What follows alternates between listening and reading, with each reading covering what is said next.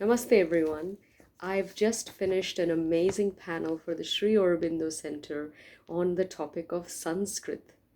And in my exploration of what gurus and spiritual masters have said about Sanskrit, I came across what the mother of obviously the with Sri Aurobindo Center had said about Sanskrit, and I just thought it was fascinating, and I wanted to share this with you.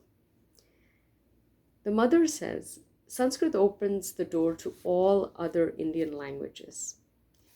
I think it's indispensable. The ideal would be, in a few years, to have a rejuvenated Sanskrit as the representative language of India. So it would be some sort of spoken Sanskrit that would really be the national language, the link language for India. I think this is only normal and just. This was Sri Aurobindo's idea too, and we often spoke about it. Because now English is the language for the whole country. This is obviously great for having international relations with other countries and to do business, but it sounds a bit abnormal because English is not native to India.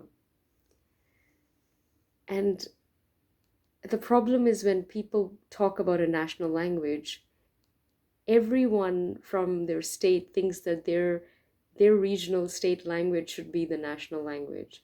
And this is why there are a lot of quarrels and nobody can decide on anything. Each one wants it to be his own. However, this is where Sanskrit may be the solution because it's the most ancient language and all other languages come from it. It's the root language. I don't think anybody would deny its place in our civilizational history, and they would acknowledge that it's older and it's really the source of all other languages. So they would not be a debate if Sanskrit was an option. It contains the root sounds of many other words. And when we chant these amazing Sanskrit mantras, it really awakens consciousness in us, and it anchors in ananda, bliss. So it's so important to uphold it, and at some point we should make it a national language, and every Indian should at least know the very basics of it and be able to speak a few sentences and get the pronunciation right and at least know some of the alphabet or the meanings of the most important words, and should be maybe optional to study it in higher education.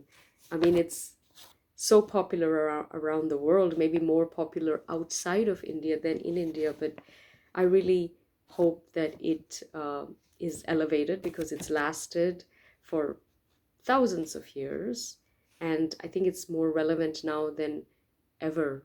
It's contemporary as it is resonant with what's going on. So I really look forward to seeing some changes in that direction. But I just wanted to leave those thoughts with you. So hope you enjoy Sanskrit, and please enjoy chanting the mantras. Dhanyavad.